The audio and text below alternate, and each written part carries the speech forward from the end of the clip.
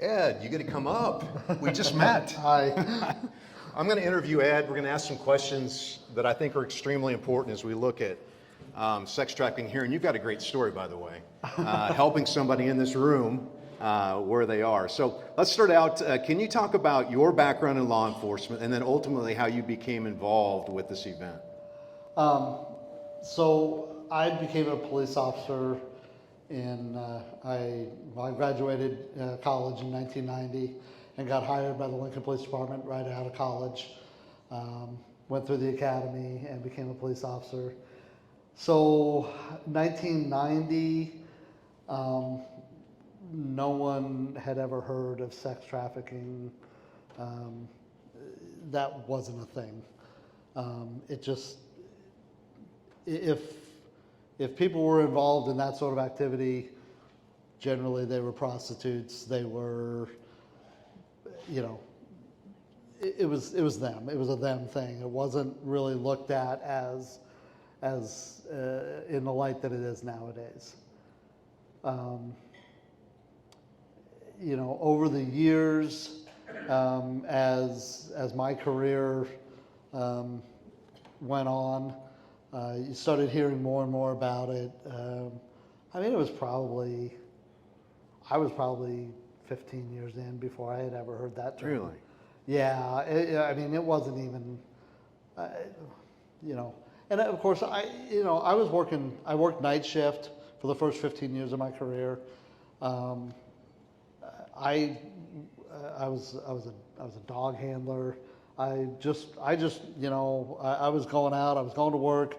I just wanted to, I wanted to go to the best parties and get into fights with people and arrest them and take them to jail and all that stuff. Didn't want to deal with all the big world problems. That wasn't, like I said, I was a canine handler, so, I was running and gunning all night long, going to burglaries and people were getting into foot chases and the dog and all that stuff. So again, I didn't want to deal with any of that stuff. And it really, you just didn't hear about it, really. It just wasn't a thing. What was the first time then you did? What's the first time you realized that it was happening? Like I said, it was probably somewhere, probably about 15 years in when, you started hearing, ideas about domestic violence were starting to evolve a lot differently in terms of the roles and how that all worked. And so I think some of this kind of was shaped by some of that with the domestic violence, with kind of rethinking how we looked at domestic violence. And now we started kind of rethinking how we're looking at sexual assault issues and things like that. It's an evolution. And, where we were in 1990 isn't where we are in 2024. Where we are in 2024 isn't where we'll be in 2050. It's a constantly evolving attitude and idea. Now you've impacted somebody's life that's here tonight. Share with us that That's story. what I'm told. So I retired from the Lincoln Police Department in June of 2023, and so about 6 or 8 months later, my wife and I are at a movie theater, and I'm standing in line for the concession stand, and I see this woman standing there, and I'm looking at her, and I'm like, gosh, she looks really familiar. And I'm like, and I couldn't place it. I've been involved with youth sports. I coached a lot of youth sports over the years, obviously as a police officer. I know a lot of people in Lincoln, just maybe don't always know them, but I see a lot of faces that I go, gosh, they look really familiar. And so I'm standing there and I'm looking at her and I see this woman looking back at me. And I said, okay, I have to ask. I said, how do I know you? I feel like I know you. How do I know you? And she says, yeah, you know me. And I said, okay. She said, you used to arrest me. And I went, oh. I really should not have gone down this road. Because obviously, as a police officer, most of those kind of encounters aren't real positive. You know, when people tell you that you used to arrest them. And I said, okay, tell me more. And she says, well, where's your wife? I'm like, oh boy, now we're really getting into it. And I said, well, she's sitting in the theater waiting for her popcorn right now. I said, tell me how I know you. She said, well, you used to arrest me. She said, I was a meth addict and a prostitute back, and she said, you came over to my house a couple of times because of child neglect calls that were going on, and that person turned out to be Megan. So we're standing there talking, and she tells me, she says, yeah, she says, I'm now 10 years sober. I just recently got married, and I'm the outreach director for I've Got a Name.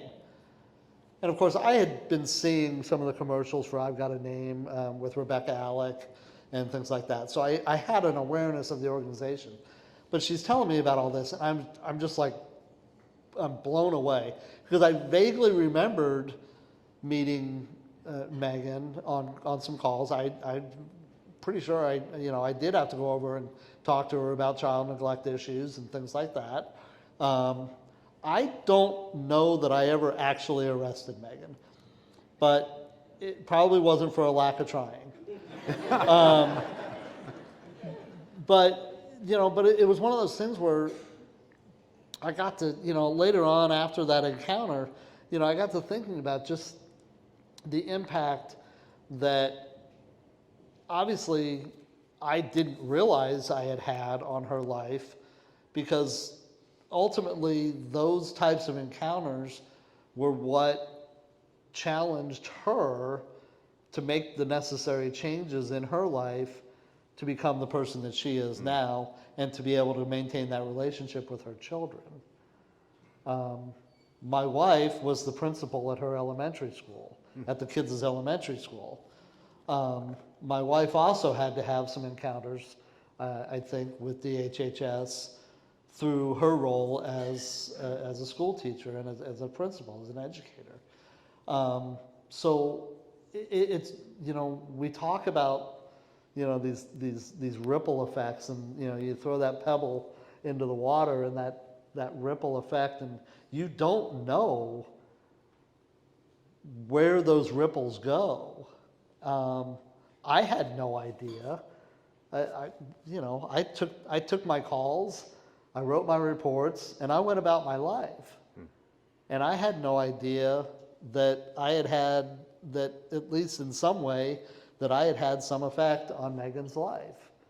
And as a police officer, it's amazing that I actually had the opportunity many years later to have somebody tell me that I had that impact. Because a lot of times you don't find out, you don't know.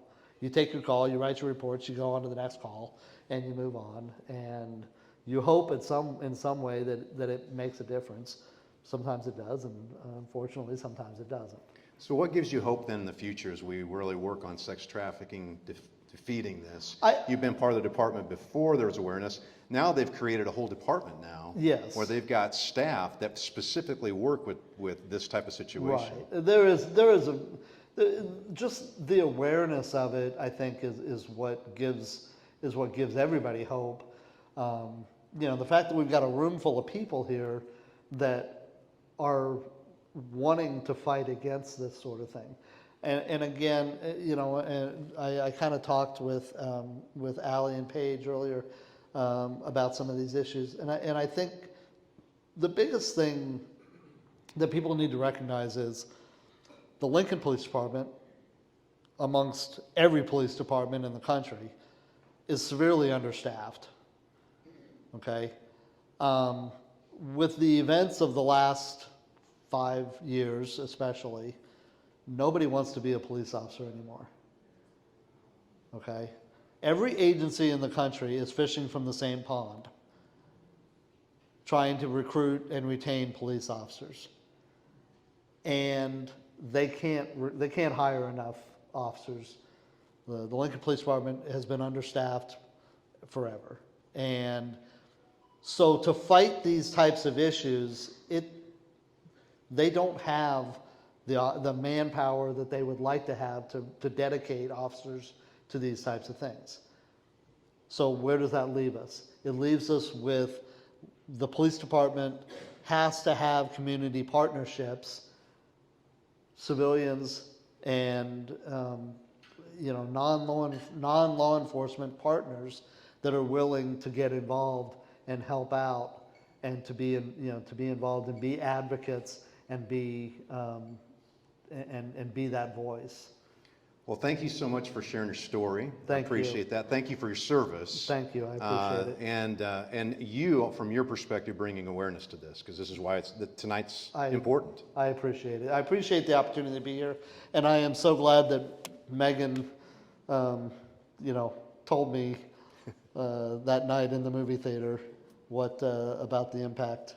So it's very gratifying, and it's so cool to see where she is in her life now. So. All right. Thanks, Ed. Appreciate Thank it. you. Thank you very much. Thank you. Thank you. You bet.